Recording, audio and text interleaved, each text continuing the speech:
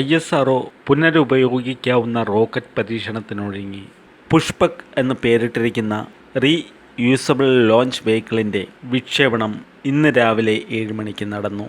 കർണാടകയിലെ ചിത്രദുർഗയിലെ DRDOയുടെ aeronautical test റേഞ്ചിൽ നിന്നാകും പരീക്ഷണം. വിമാനത്തിന് സമാനമായ രീതിയിലാണ് പുഷ്പക് റോക്കറ്റിൻ്റെ ഘടന.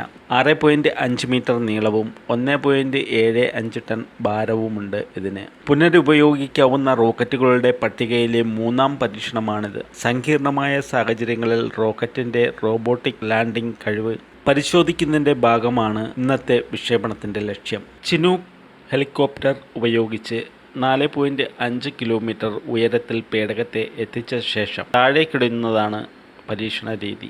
പരീക്ഷണ വാഹനം സ്വമേധയാ വേഗവും ദിശയും നിയന്ത്രിച്ച് വിമാനത്തെ പോലെ റൺവേയിൽ ഇറങ്ങും. ദിശമാറ്റ സംവിധാനത്തിൻ്റെ കാര്യക്ഷമത ഉറപ്പുവരുത്തുന്നതിനാണ് പരീക്ഷണം.